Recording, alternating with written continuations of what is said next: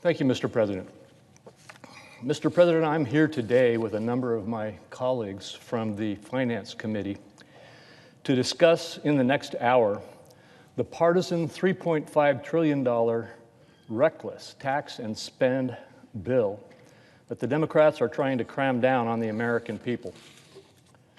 The United States is experiencing unprecedented economic pressures, including significant inflation and record price increases, significant friction in labor markets, and intense international competition, all while the pandemic continues to threaten Americans' health and our economic recovery. Yet the Democrats want to move forward with this reckless $3.5 trillion tax and spending spree that will stunt our economic recovery, further impede labor markets, and punish low and middle income workers with higher prices for everyday goods and services. The Democrats are currently debating just how high they want to increase taxes on American businesses and workers. House Democrats have proposed to hike the corporate tax rate to 26.5% from 21%. This would return our combined corporate tax rate at 31% to one of the highest among developed countries. Hiking the rate indisputably hits the middle class. Estimates suggest that workers shoulder up to 70% of the burden of the corporate tax. And a recent analysis performed by the Nonpartisan Joint Committee on Taxation says the burden on over 98% of Americans who make less than $500,000 a year increases over time. Let me make that clear. 98% of the increase that is felt by labor falls on those making less than $500,000 per year, and the vast majority of that on those making less than $400,000 per year. Our Democratic colleagues argue that these increases do not violate President Biden's pledge, since they are not specific higher individual tax rates. But hardworking Americans do not care about the distinction between a direct or indirect tax. They care about how taxes hit their pocketbooks. A higher corporate tax rate would result in lower wages and reduced benefits, hit the nest eggs of everyone saving for retirement, and force consumers to pay more for everyday necessities. This plan would also impose hundreds of billions of dollars in tax hikes on U.S. businesses operating across the globe, overwhelmingly rewarding our foreign competitors and making the United States, again, one of the highest taxing countries in the developed world.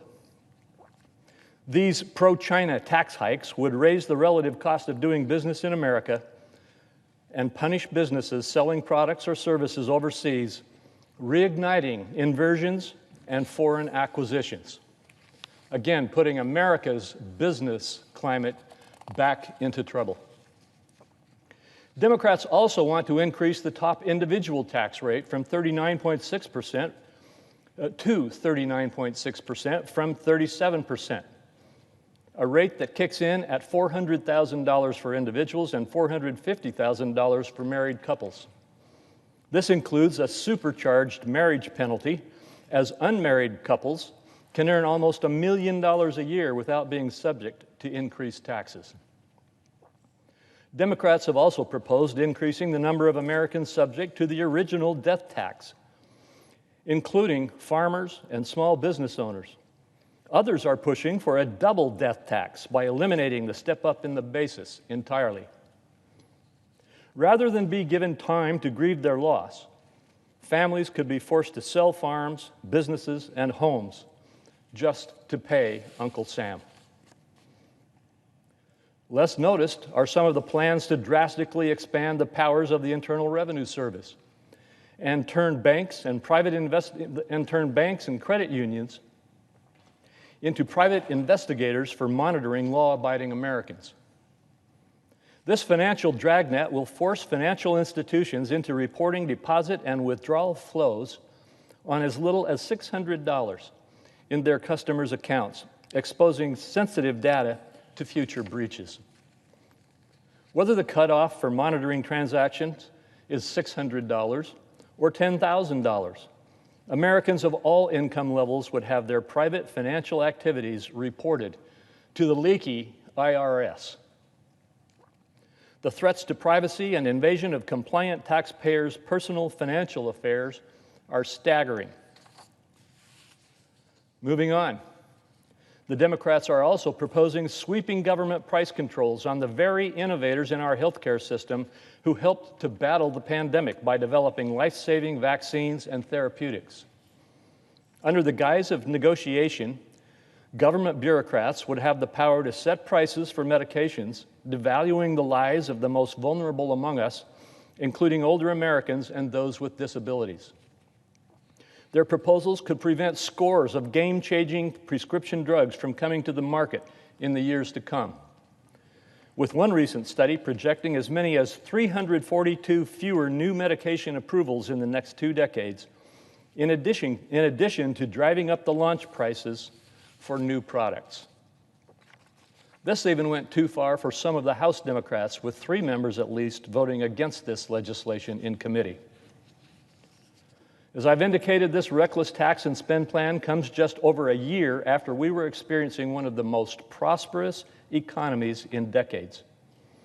Before the pandemic, a combination of reduced regulatory burden and pro-growth tax policies helped to create one of the strongest economies in our lifetime. And all in the period of a short few years, we've seen that evaporate. We should be focused on policies that will get us back past this pandemic and back to the strong and inclusive economic growth we were experiencing, rather than taking advantage of a prolonged pandemic to reimagine America as a welfare state.